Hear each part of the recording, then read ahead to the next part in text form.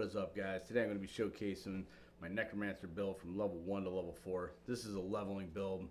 This build is going to be easy to play, has excellent survivability. It doesn't depend on any aspects or any specific gearing to work. So it's going to be good to go right out the box. So that way you can get into those end tiers and really start to build out, get something you find viable towards the end game. We're going to go ahead and start off with the Book of the Dead. The Book of the Dead, there's 3 different chapters to it. You're going to start off with chapter 1, which is going to be your skeletal warriors. I went ahead and went with the Reapers on this because they have great damage abilities, really good survivability out there. And not only that, their other aspect that they can do is being able to carve flesh off of the enemies themselves to create corpses. This is going to be really important for later on in the build when you start synergizing with the corpse explosion ability. This allows you to just generate plenty of darkness damage all over the map, really crowd controlling, doing a lot of damage over time.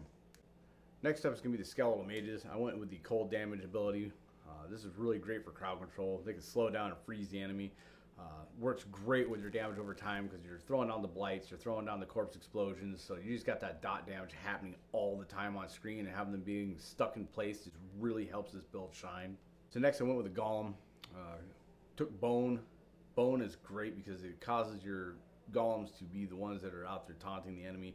They're distracting them away from your necromancer. This allows your necromancer to run around the screen, put down your blights, use your corpse explosion, really keep that damage over time happening the entire time, and not really getting a lot of the brunt of the heat of the enemies. It's just a great ability, great tankiness. They have a lot of life, a lot of survivability, so I recommend going with them. So next up, we're going to go ahead and start showcasing the abilities themselves. We went ahead and went with Reap. Reap is great because it's going to be your essence generation. This is going to allow you to keep getting all that essence back, to keep throwing down blights and pushing through using all the abilities that you have. So from Reap, you want to go ahead and get an Enhanced Reap and Acolyte Reap. Just going to help you generate a lot of corpses, get a lot of that essence back, and continually synergize back and forth with ability to ability. Next up is Blight. Blight is like a bread and butter part of this build, along with the corpse explosion. You get your damage over time. You're able to throw this thing out right when you get into a battle, throw that Blight out, start that damage over time, get in there, make contact with either your minions or yourself, carve off a couple of corpses, and you can start that damage over time by making corpse explosions happen constantly. Just an amazing part of the build. You got to have Blight. The essence generation just makes it so we can just continually cast Reap all the time.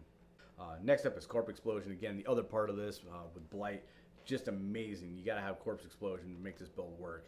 You're taking that little area of Blight, you're turning into a gigantic area. You're throwing down these Corpse Explosions and just having the entire screen overcome with damage over time.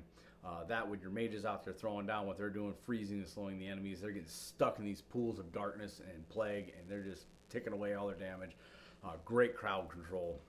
Next up is going to be your Grim Harvest and Fueled by Death. These are really great for regaining your essence, and also when you do Fuel by Death, for consuming a corpse, you get a 9% damage boost over the next 6 seconds. You're continually absorbing corpses all the time.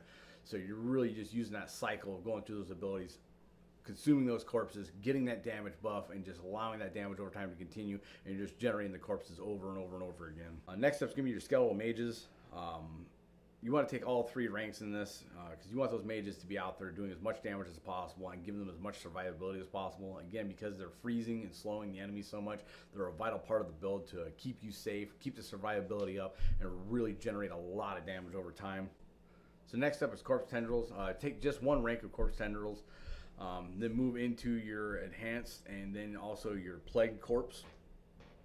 This will pull enemies together and make them vulnerable for 3 seconds.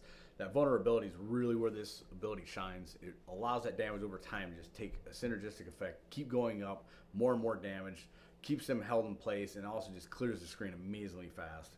So next up is your ultimate ability. You want to go ahead and take Army of the Dead. Go ahead and take this all the way up, get all 3 of the different ability subclasses to it. This is great for overall damage. It's also a great panic button. Let's say you're in the middle of a boss fight and you've lost all your minions. You can go ahead and summons the Army of the Dead, and they're going to come and resurrect all of your minions again. So all your skeletal warriors and all your mages, bring them back, keep you in the fight longer, allow you to keep generating those corpses. Just a great ability overall to have. Next up is the Shadow Blight passive.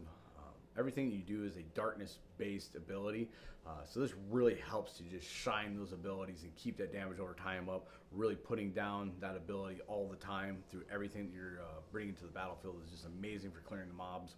For abilities 9, 10, 11, and 12, we want to go ahead and take Bonded in Essence, Death's Defense, Inspiring Leader, and Hellbent Commander.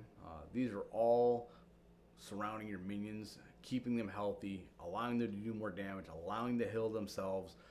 This is going to really allow those minions to get out there and do work for you. It's going to keep that build going, keep them surviving, keep you out of the harm's way the entire time.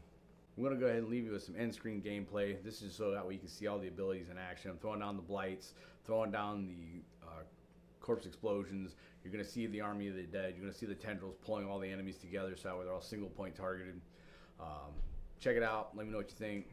Give me a like, give me a subscription. Leave a comment down below if you see anything you like, anything you don't like. Want to hear what you got to say on this one. Thanks for tuning in. Have a good day.